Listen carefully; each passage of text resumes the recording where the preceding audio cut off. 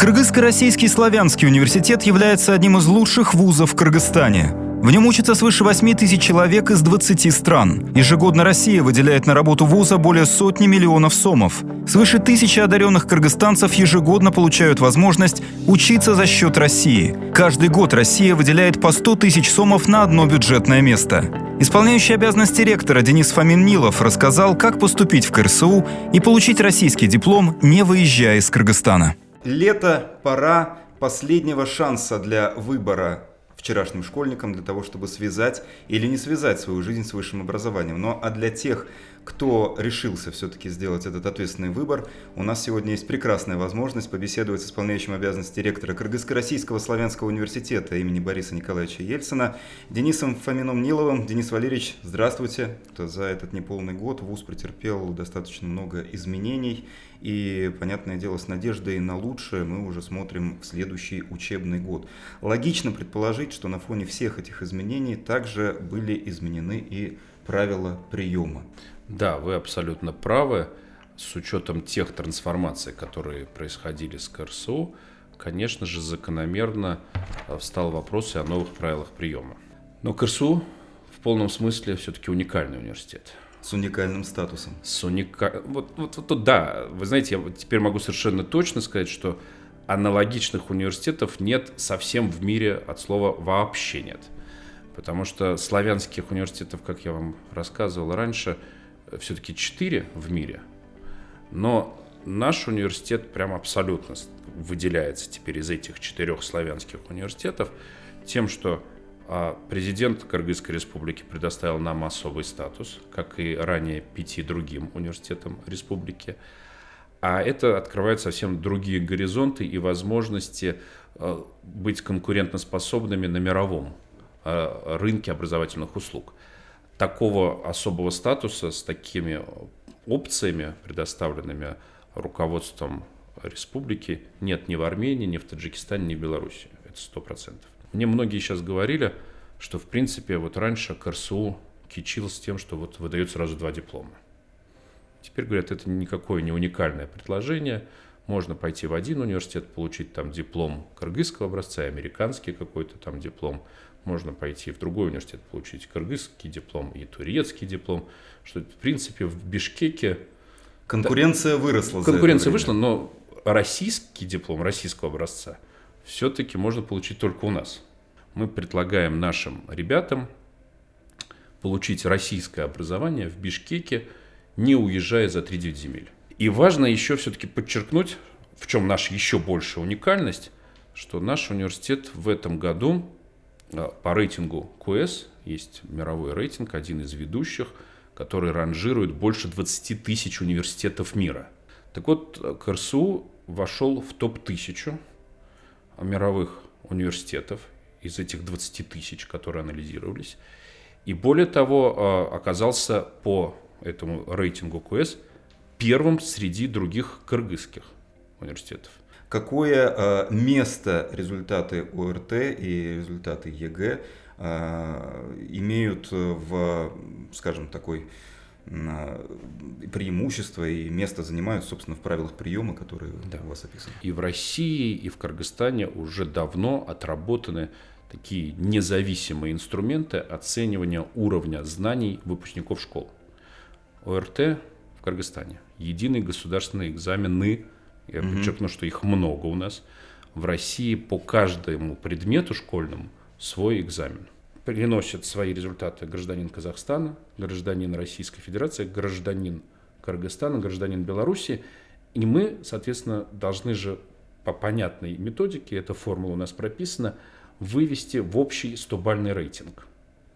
Потому что ОРТ – это одно количество баллов, ЕГЭ – это 100 плюс 100, если брать русский язык и математику.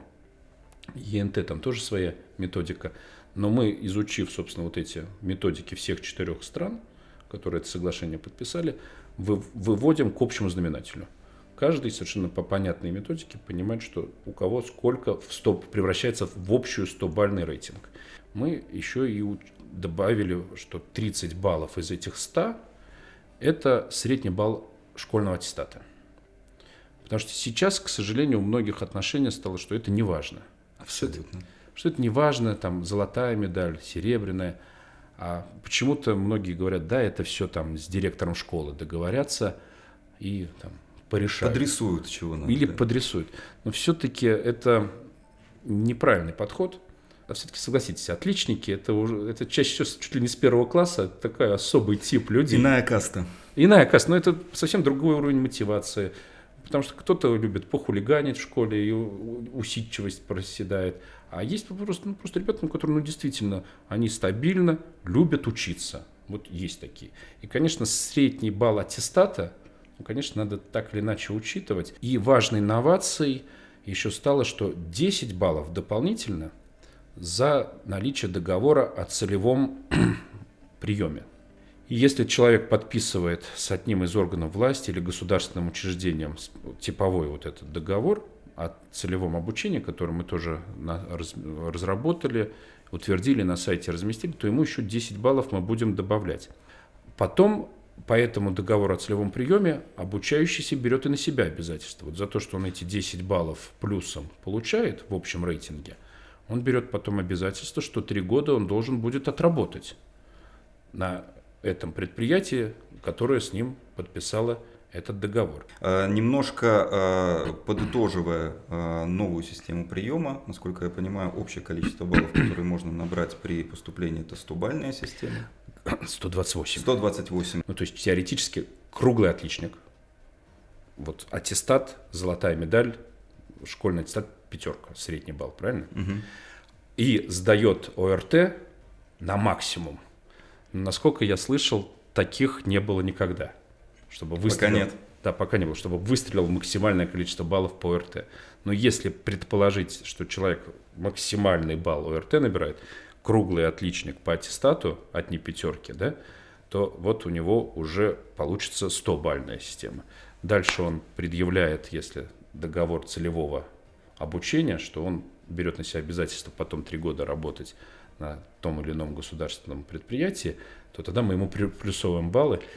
Вот и, короче говоря, у идеального круглого отличника, который еще понимает, где он будет и хочет работать через 4 года, и есть уже договорные обязательства, то это больше 100 баллов будет получаться. Но, скорее всего...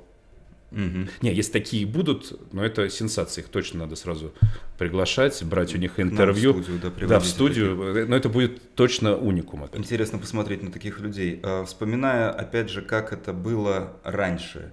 Я тоже выпускник КРСУ и тоже помню, как я поступал. То есть это был конкурсный Поделитесь. отбор. Тогда даже не было общереспубликанского тестирования. И вы сдавали внутренний экзамен. Я сдавал внутренний экзамен. Вот сейчас, если взять обыкновенного кыргызского абитуриента, который решил поступать в КРСУ, с чего начинается его путь в приемную комиссию и чем он в итоге заканчивается? Опишите, пожалуйста. Мы полностью отказались от каких-либо вообще в принципе дополнительных испытаний, каких-то дополнительных барьеров. Желающий у нас учиться должен понимать, что у нас обучение по межправительственному соглашению на русском языке. Поэтому мы спрашиваем на входе уровень знания русского языка, чтобы понимать потом, сможет ли осваивать наш студент, если он к нам поступит, те или иные дисциплины, или его придется еще русскому языку активно доучивать, там, прокачивать его вот эти компетенции. То есть поэтому мы и спрашиваем знание языка. И второе, что мы хотим знать, это знание уровень математики. Это звучит странно, но даже для гуманитариев математика нужна. Достаточно иметь ОРТ гражданина Кыргызстана, потому что ОРТ показывает и языковой уровень, и уровень математики, и аттестат. Если выпускник колледжа, то можно без ОРТ. Просто по среднему баллу аттестата. Другое дело, что диплома о выпуске из колледжа. Другое дело, что тогда такой абитуриент не сможет претендовать на бюджетные места. В итоге абитуриент Кыргызстана сдает ОРТ, у него уже есть подтверждение того, насколько он знает русский язык, насколько приносит он знает ОРТ, математику. Он приносит свой аттестат, пишет заявление в приемную комиссию университета, что прошу допустить меня до конкурсного отбора, чтобы получить высокое звание студента. А в принципе он может не только в наш университет, мы же понимаем, он еще в другие университеты может подать документы. И внутри университета он может выбрать несколько направлений подготовки и специальностей, которые ему больше всего нравится по приоритетности. Например, очень хочу сюда, но и сюда готов пойти, и сюда. Дальше по каждому из направлений подготовки наш абитуриент и его родители сразу же в первый же день увидят, сколько на это направление подготовки мы набираем людей. И дальше, подав эти документы, в конце этого же дня будет каждый день вывешиваться специальный рейтинг, где четко вы свое место в этом рейтинге и свои баллы можете увидеть, которые вам в пересчете в 100-бальную систему. Вы находите свое место в рейтинге и видите, если вы в топе, вы видите, сколько мест будет профинансировано за счет российского бюджета. Если вы в самом топе, это по конкурсной основе нам Россия дает на каждое направление подготовки сколько-то конкретных бюджетных мест. Если вы видите условно, что там 10 мест бюджетных за счет Российской Федерации будет оплачено, и вы вот в этих списке в топ-10, значит, у вас все хорошо, вы точно будете учиться за счет Российской Федерации. Дальше, вот вторым слоем у нас, вот, если не проходите на бюджетные места Российской Федерации, есть возможность получить грант Кыргызской Республики на обучение. Это надо зайти на специальный сайт, все этот сайт знают, загрузить тоже туда специальную заявку. И там сразу же автоматически результаты ОРТ подтягиваются. Есть нюансы, потому что бюджетные места Российской Федерации, вот вы поступаете на бюджетное место, и Российская Федерация к вам никаких претензий, вопросов не задает. Вы прошли по конкурсу, ваше обучение на первом курсе оплачено Российской Федерацией. Если вы передумали учиться, проблем нет, уходите в другой университет или отчисляетесь, ну или вас там за двойки вдруг, не дай бог, кто-то там отчислил, ну не пошло дело. Ну всякое бывает, жизнь такая. К вам Российская Федерация и наш университет никаких претензий не предъявляет. Ну да, просто за ваше обучение платила Российская Федерация. А это бюджетное место уже на втором курсе будет разыгрываться среди тех, кто учится на хорошо и отлично, на платной основе. В Кыргызстане модель немножко другая. Она вот грант, который предоставляется правительством на обучение. И здесь, если вы этот грант получили, имея высокие баллы по ОРТ, а потом передумали и бросили учебу, то обязаны вернуть эти деньги. Вот. И следующий, соответственно, уровень – это на платной основе. А что насчет конкурсного отбора? Где он будет присутствовать? Есть специфические специальности. Да. Например, архитектура и дизайн. Туда просто так с ОРТ не придешь. Надо уметь. Нет, все. Вот вы знаете, я историк. Могу вам со всей ответственностью сказать, что все специальности и все профессии очень специфические. Вот человек не знает математики, а поступит на физмат. Но, простите, мой французский, надо быть вот таким человеком, чтобы, не зная математики, идти на физмат. Ну, согласитесь. Если у вас проблемы с русским языком или проблемы с кыргызским языком, ну, вообще никак, да, ну, никак. Двух слов связать не можете, но зато у вас может классная математика, и вдруг вы говорите, пойду-ка я в филологи, в словесники или в журналисты. Ну, сколько вы продержитесь? Вы продержитесь до первой сессии. Да, вы продержитесь ровно семестр. И поэтому мы эти искусственные дополнительные испытания снимаем совершенно спокойно. Каждый человек должен иметь право на шанс. Если вы поняли, что вы ошиблись специальностью, это сплошь и рядом происходит. Мы видим сотни, тысячи судеб людей, искалеченных тем, что они в 17 лет или там 18 лет сделали не тот выбор, потом мучились, страдали и в итоге работают по другой специальности, а не по диплому. Индивидуальная траектория, это прописано и в законе об образовании Российской Федерации и Кыргызской Республики, это мировая практика, позволяет человеку, вошел в университет, начал учиться, понял, что пошел, похоже, не той дорогой. В классическом советском вузе что делают? Сжигаем. Отчислить, выбросить на обочину. Ну, слушайте, а зачем такое отношение к людям? Человек поучился, понял, что пошел не тем путем, и как в компьютерной игре взял, либо попробовал пройти этот уровень еще раз, либо просто поменять траекторию. Выбери другую миссию, да. Иди, выбери другую миссию, поменяй ролевые задачи, не иди на журналиста, а иди на философа. Не иди на архитектора, а иди на историка или на менеджмент. И это нормальная история. Инвестиции в образование – это, конечно, самое разумное. Инвестиция – вопрос в цене. Сейчас сложилась очень странная для меня, как эксперта в области высшего образования, ситуация в Кыргызстане. стоимость обучения в вузах в разы ниже, чем стоимость обучения в аналогичных университетах, аналогичных образовательных программ и в России, и в Казахстане, и даже в Узбекистане. Хотите, больше скажу. Обучение в некоторых университетах Кыргызстана стоит дешевле, чем обучение ребенка в детском саду. Вот, это я как раз хотел продолжить, что обучение в университете, где сложные материи, где квалификация все-таки профессора, давайте все-таки, я очень уважаю труд воспитателей дошкольных учреждений и нянечек, которые с нашими детьми занимаются, но все равно квалификация профессора университета все равно сильно выше. Так вот, мы сейчас видим, что образование в университетах сейчас в разы дешевле, чем в школах, в разы дешевле, чем в садах, в разы дешевле, чем аналогичное образование в Казахстане, в России. И это напрямую сказывается в итоге на уровне заработной платы преподавателя.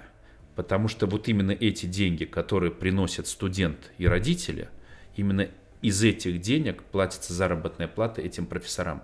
И мы сейчас видим ситуацию, когда хороший преподаватель университета, понимая, что за такие копейки работает, он говорит: а зачем я буду работать в университете? Пойду я лучше в частную школу. А можно даже пойти воспитателем в детский садик, будучи доктором наук, если у тебя зарплата будет в 3 раза больше. А это ужасно сказывается на качестве. Это сказывается на моральном состоянии человека, который преподает. Потому что для того, чтобы качественно, именно хорошо учить и с душой это делать, нужно не думать о куске хлеба. Несмотря на то, что понимаем, что реальная себестоимость, чтобы качественное образование давать, она сильно выше, мы все-таки для граждан Кыргызской республики на этот учебный год цену фактически оставляем ту же, как и в прошлые годы. Другое дело, что в итоге, конечно же, мы и не можем скрывать правду, и мы фиксируем, что, конечно, минимальная себестоимость в нашем университете – это 99 тысяч сом в год. Причем у нас можно помесячная оплата, можно по 9 тысяч в месяц платить, и это дешевле, чем во многих школах получается. Но это минимальная себестоимость, которая позволит нам сказать: мы качественный даем продукт, качественное образование, и наш профессор не думает, как прокормить себя, где найти себе не то что на хлеб с маслом, а просто найти хлеб. Денег на проезд до университета. Да, но в итоге эта политика такая именно как формат скидки. То есть образовательная, конечно, она же услуга. Но это мы говорим о образовательных программах на русском языке. Да, потому что у нас есть еще образовательные программы на английском языке. Там тоже есть там прям установленный норматив. Образовательные программы на английском языке – это решение Кабинета министров не дешевле $3000. Соответственно, эти индусы, которые учатся медицине на английском языке, или арабы, которые учатся на английском языке, это решение тоже правительства, что они должны в страну приносить не менее $3000 в год и платить за свое обучение. Ну, мы понимаем, да? $3000 все-таки это 200, больше 250 тысяч сом в год. И, конечно, тогда мы можем преподавателям, которые на английском языке преподают, платить лучше. А здесь у нас цены 30 сейчас, 40 тысяч, например, 50 тысяч в год. И это это преподавателям, которые на русском языке, они же такие же квалифицированные преподаватели. На самом деле ничем не хуже. И чаще всего это у нас одни и те же люди.